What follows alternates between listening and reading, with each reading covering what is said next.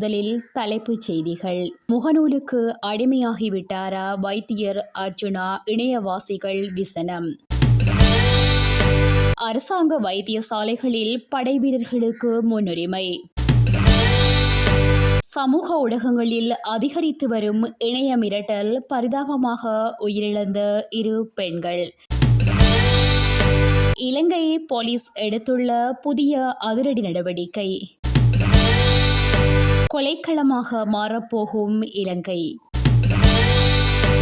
யாழ்ப்பாணம் சாவகச்சேரி ஆதார வைத்தியசாலை பொறுப்பதிகாரியாக கடந்த மாத நடுப்பகுதியில் பொறுப்பேற்ற அர்ஜுனா செய்த துணிச்சலான செயல்கள் சிலவற்றால் மக்கள் மத்தியில் பெரும் செல்வாக்கை பெற்றுள்ளார்.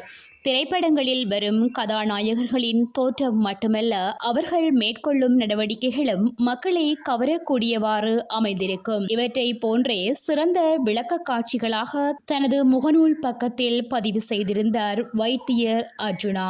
யாழ் சாவகச்சேரி ஆதார வைத்தியசாலையில் காணப்பட்ட பாரிய குறைபாடுகள் தொடர்பாக ஏற்கனவே அப்பகுதி மக்களுக்கு பெரும் விசனம் இருந்துள்ளது. சாவகச்சேரி வைத்தியசாலை ஏன் செயற்பாடற்ற நிலையில் உள்ளது? யார் இதற்கெல்லாம் காரணம் என தனது சிறப்பான, துணிவான, நியாயமான செயற்பாட்டால் தனது முகநூல் பக்கத்தில் வைத்தியசாலை பொறுப்பதிகாரி அர்ஜுனா காணொளிகளை வெளியிட்டார். ஏற்கனவே சாவகச்சேரி வைத்தியசாலை தொடர்பாக பெரும் விரக்தியில் இருந்த அப்பகுதி மக்களுக்கு அதே வைத்தியசாலை பொறுப்பதிகாரி தெரிவித்த கருத்துக்கள் பெரும் வரவேற்பை பெற்றது. இதனையடுத்து அப்பகுதி மக்கள் மட்டுமல்லாது யாழ்ப்பாண மக்கள், அத்தோடு உலகமெங்கும் வாழும் புலம்பெயர் தமிழர்களும் அர்ஜுனாவுக்கு ஆதரவு வழங்கியிருந்தனர்.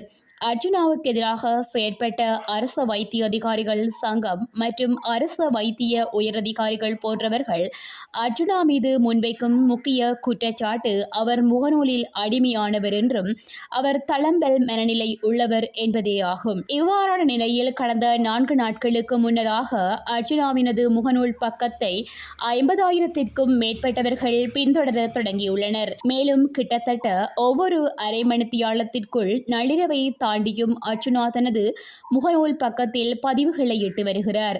இவ்வாறான செயற்பாடு அவர் முகநூலில் வரும் விருப்புக்கள் மற்றும் கருத்துக்களுக்கு அடிமையாகிவிட்டார் என்றே தோன்றுகிறது.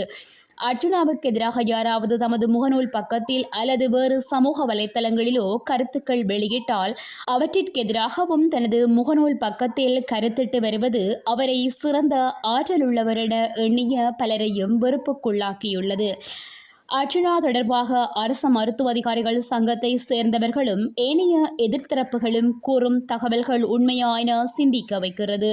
அர்ஜுனாவுடன் தொடர்ந்து தொடர்பில் இருக்கும் அவரது நண்பர்கள் இது தொடர்பாக அவருக்கு ஆலோசனை வழங்க வேண்டும் என இணையவாசிகள் தெரிவித்து வருகின்றமை குறிப்பிடத்தக்கது.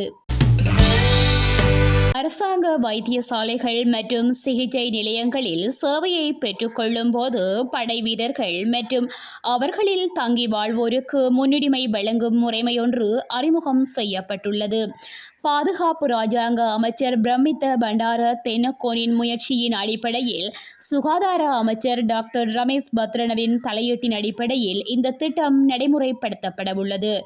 நாட்டிற்காக உயிரை தியாகம் செய்த மற்றும் ஊனமுற்ற படைவீரர்களில் தங்கி வாழ்வோர் இந்த திட்டத்தின் மூலம் கூடுதல் நன்மை பெற்றுக் கொள்வார்கள் என தெரிவிக்கப்படுகிறது. மருத்துவ சேவைகளை பெற்றுக்கொள்வதில் படைவீரர்கள் எதிர்நோக்கிய நெருக்கடிகள் தொடர்பில் பாதுகாப்பு ராஜாங்க அமைச்சர் கவனம் செலுத்தி அதற்குரிய தீர்வு திட்டம் ஒன்றை வழங்க தீர்மானித்துள்ளார். இதன் அடிப்படையில் விருசர சிறப்புரிமை அட்டை எனும் ஓர் அட்டை முறைமை அறிமுகம் செய்யப்பட்டுள்ளது. இதன் மூலம் பாதுகாப்பு படைத்தரப்பை சேர்ந்தவர்கள் மற்றும் அவர்களில் தங்கி வாழ்வோர் நன்மை அடைவார்கள் என தெரிவிக்கப்படுகிறது. அரசாங்க வைத்தியசாலைகளில் சிகிச்சை பெற்றுக் கொள்வதற்கு, வெளிநோயாளர் பிரிவுகளில் சிகிச்சை பெற்றுக் கொள்வதற்கு இந்த அட்டையை பயன்படுத்தி முன்னுரிமை அடிப்படையில் சேவையை பெற்றுக்கொள்ள முடியும் என தெரிவிக்கப்படுகிறது. நாட்டின் அனைத்து அரசாங்க வைத்தியசாலைகள் மற்றும் சிகிச்சை நிலையங்களில் இந்த நலன்களை பெற்றுக்கொள்ள முடியும் என அறிவிக்கப்பட்டுள்ளது. இது தொடர்பில் வைத்தியசாலை நிர்வாகங்களுக்கு அறிவுறுத்தல் வழங்கப்பட்டுள்ளதாக தெரிவிக்கப்படுகிறது. நாட்டுக்காக உயிரை தியாகம் செய்த படை வீரர்களுக்கு நன்றி பாராட்டும் வகையில் இந்த நலன்புரி திட்டம் அறிமுகம் செய்யப்படுவதாக அறிவிக்கப்பட்டுள்ளது. கடந்த சில நாட்களாக இணைய மிரட்டல் காரணமாக உயிரிழப்பவர்கள் தொடர்பாக சமூக ஊடகங்களில் அதிகம் பேசப்பட்டு வருகிறது. டிக்டாக் மற்றும் இன்ஸ்டாகிராம் போன்ற சமூக ஊடகங்களில் போலி கணக்குகளூடாக ஒருவரை மனதளவில் பாதிப்புக்குள்ளாக்கி அவர்களை தவறான முடிவெடுக்க தூண்டுவதாக சமூக ஊடகங்களின் நடவடிக்கைகள் அதிகரித்து வருகின்றன. இதன் அடிப்படையில் அண்மையில் கேரளாவை சேர்ந்த பெண்ணொருவரும் மற்றும் தற்போது மலேசியாவை சேர்ந்த பெண்ணொருவரும் இணைய மிரட்டல் காரணமாக தவறான முடிவெடுத்து உயிரை மாய்த்துள்ளமை அதிர்ச்சியை ஏற்படுத்தியுள்ளது. இந்நிலையில் கேரளாவை சேர்ந்த 18 வயதினையுடைய ஆதித்ய நாயர் என்ற பெண் இன்ஸ்டாகிராமில் பிரபலமாக இருந்து வந்த நிலையில் அங்கு ஒருவருடன் குறித்த பெண்ணுக்கு நட்பு ஆரம்பமாகியுள்ளது. இதனை அடுத்து குறித்த பெண்ணும் மற்றும் அந்த இளைஞரும் ஒன்றாக இணைந்து சமூக வலைத்தளங்களில் தமது காணொளிகளை பதிவிட்டு வந்துள்ளனர். சிறிது காலத்தில் குறித்த பெண்ணுக்கும் இளைஞருக்கும் இடையில் விரிசல் ஏற்பட அந்த இளைஞரின் நட்பு வட்டாரத்தில் உள்ள நண்பர்கள் மற்றும் ரசிகர்கள் குறித்த பெண்ணை இணைய மிரட்டலூடாக மன உளைச்சலுக்குள்ளாக்கியுள்ளனர். இவ்வாறு ஜூன் 10 குறித்த பெண் தவறான முடிவெடுத்து காப்பாற்றப்பட்ட நிலையில் சிகிச்சை பலனின்றி ஜூன் 16 உயிரிழந்துள்ளார். இதனையடுத்து தற்போது மலேசியாவை சேர்ந்த 29 வயதினை உடைய ராஜேஸ்வரி அப்பாஹு என்ற பெண்ணும் சமூக வலைத்தளங்களில் இணைய மிரட்டல் காரணமாக தவறான முடிவெடுத்து உயிரிழந்துள்ளார். குறித்த பெண் சமூக அக்கறை சார்ந்த விடயங்களில் அதிக ஈடுபாடு செலுத்தி வந்த நிலையில் இதற்கு புறம்பான சிலர் டிக்டாக்கில் போலி கணக்குகளுடாக அவரை தாக்கியுள்ளனர். மேற்படி பெண்ணின் புகைப்படங்களை போலி கணக்குகளில் தவறான முறையில் சித்தரித்து வெளியிட்டு வந்த நிலையில் அந்த பெண் தவறான முடிவெடுத்து உயிரை மாய்த்துள்ளார். இந்நிலையில் இவ்வாறு சமூக ஊடகங்களூடாக போலி கணக்குகளினால் இணைய மிரட்டல் மற்றும் தகாத நடவடிக்கைகள் மேற்கொள்பவர்களின் மீது நடவடிக்கை எடுக்குமாறு சமூக வலைத்தள பாவனையாளர்கள் கோரிக்கை விடுத்துள்ளமை குறிப்பிடத்தக்கது. நாட்டில் பண மோசடி மற்றும் பயங்கரவாதத்திற்கு நிதியுதவி செய்வதை தடுக்கும் வகையில் அரச நிறுவனங்களுடன் ஒப்பந்தங்களை மேற்கொள்ள இலங்கை போலீஸ் நடவடிக்கை எடுத்துள்ளது.